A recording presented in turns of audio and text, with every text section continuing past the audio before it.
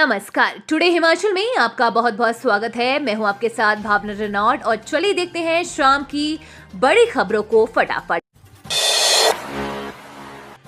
रंग बिरंगी लाइट और फूलों से सजा मां चिंतपूर्णी का दरबार, पास से होंगे दर्शन, विदेशों से भी पहुंचते हैं श्रद्धालु। उत्तर भारत के प्रसिद्ध तीर्थ स्थल चिंतपूर्णी में शारदीय नवरात्र मेले का आयोजन वीरवार से हो रहा है। नवरात्र मेला 3 अक्टूबर से 12 अक्टूबर तक आयोजित होगा। 11 अक्टूबर को भी श्री दुर्गाष्टमी का त्योहार मां के दरबार में मनाया जाएगा। प्रशासन ने श्रद्धालुओं की सुविधाओं के लिए बेहतर प्रबंधों का दावा किया है। मेले में देश विदेश के 1.5 से 2 लाख श्रद्धालु के आने की संभावना जताई जा रही है। नवरात्र की पूर्व संध्या पर मां के मंदिर को दुल्हन की भांति सजा दिया गया है। फूलों और लाइटों की सजावट श्रद्धालुओं के सहयोग से मंदिर प्रशासन ने की है। मंदिर में नवरात्र से पहले धार्मिक संस्थाओं के प्रबंधकों का पहुंचना शुरू हो गया है।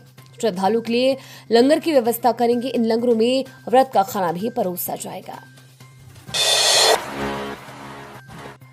कब खुलेगा मंडी बाईपास? 2 किलोमीटर लंबी 4 सुरंगों का काम लगभग हुआ पूरा।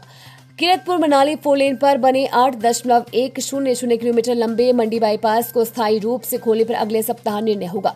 बाईपास का निर्माण करने वाली KMC कंस्ट्रक्शन कंपनी व भारतीय राष्ट्रीय राजमार्ग प्राधिकरण के अधिकारी सोमवार को परियोजना अधिकारी वरुण चारी को रिपोर्ट सौंपेंगे। वो इन दिनों प्रशिक्षण के लिए गोवा गए हुए हैं। बाईपास का ट्रायल 30 दिन भी जारी रहा। पुल और 4 लेन ट्रायल की कसौटी पर खड़े उतरे हैं। करीब 2 किलोमीटर लंबी 4 सुरंगों की टेस्टिंग का काम चल रहा है। सुरंगों में प्रदूषण का स्तर मापा जा रहा है। लाइट ओरिएंटेशन की बारीकी से जांच हो रही है। सेंसर ठीक से काम कर रहे हैं या नहीं, इसकी निगरानी की जा रही है। केरल की एक कंपनी ये सब काम देख रही है। खतरनाक चीनी लहसुन ने बढ़ाई चिंता, हिमाचल के किसानों के लिए क्यों बना गले की फांस।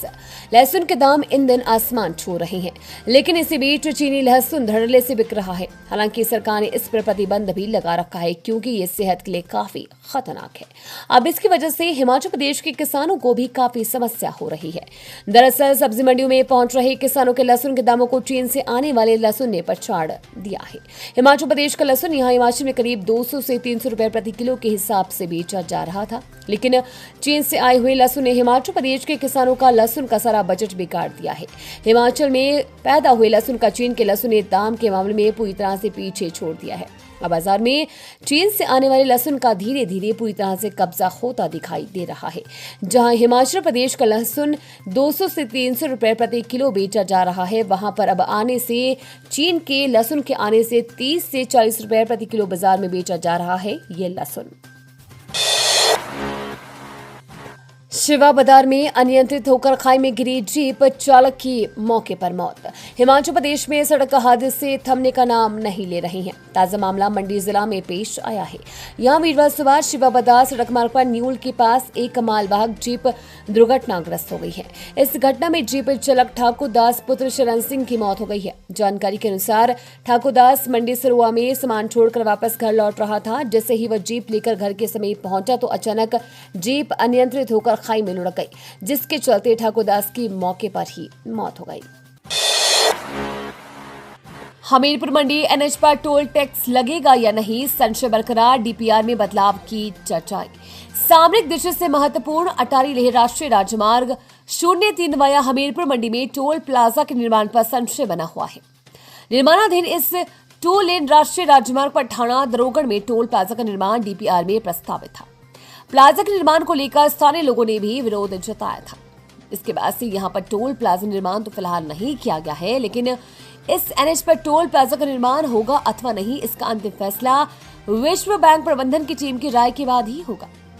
सड़क परिवहन एवं राष्ट्रीय राजमार्ग मंत्रालय स्तर पर इस मामले पर विचार विमर्श कर रहा है।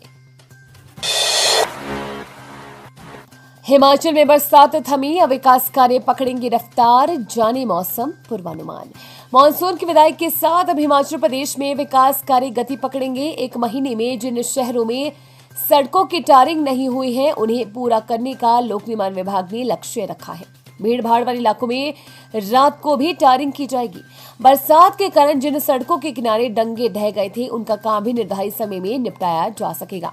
लोक निर्माण विभाग ने मानसून के चलते फील्ड में भेजे कर्मचारियों को वापस अपने अपने कार्यालय बुला लिया है। निर्देश दिए गए हैं कि सड़कों की टारिंग भवनों व पार्किंग के निर्माण के दौरान इंजीनियर के मौके पर होना अनिवार्य है ताकि विकास कार्यों की गुणवत्ता बनी रहे।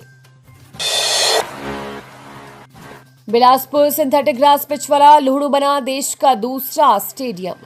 हिमाचल प्रदेश के लुहणु का क्रिकेट मैदान सिंथेटिक ग्रास पिच वाला देश का दूसरा मैदान बन गया है।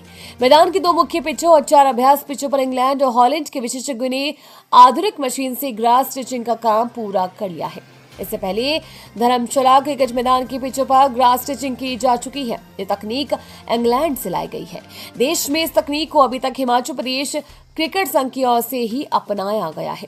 ग्रास स्टिचिंग की पिचों में विशेषज्ञ फाइबर के रेशों को मशीन की मदद से रोकते हैं। ये रेशे पिच पर मौजूद घास की लंबाई के समान ही रहते हैं। ऐसी पिचों में लाइफ ज्यादा होती है, यानी ये जल्दी खराब नहीं होती है। गगन एयरपोर्ट की जद में आई वन भूमि को एफसीए की प्रारंभिक मंजूरी। कांगड़ा के गगल हवाई अड्डा विस्तारीकरण परियोजना की जद में आई वन भूमि को एफसीए की प्रारंभिक मंजूरी मिल गई है। चिन्हित की भूमि में 6 हेक्टेयर वन भूमि है। एफसीए क्लियरेंस को प्रशासन ने प्रक्रिया शुरू की थी, जिसके चलते हवाई अड्डा विस्तार के लिए एफसीए की प्रारंभिक मंजूरी मिल गई है। गगन एयरपोर्ट विस्तारीकरण की जद में कांगड़ा और शाहपुर उपमंडलों के 14 गांव आ रहे हैं। इसमें कांगड़ा के 10 जबकि शाहपुर के उपमंडल के 4 गांव शामिल हैं।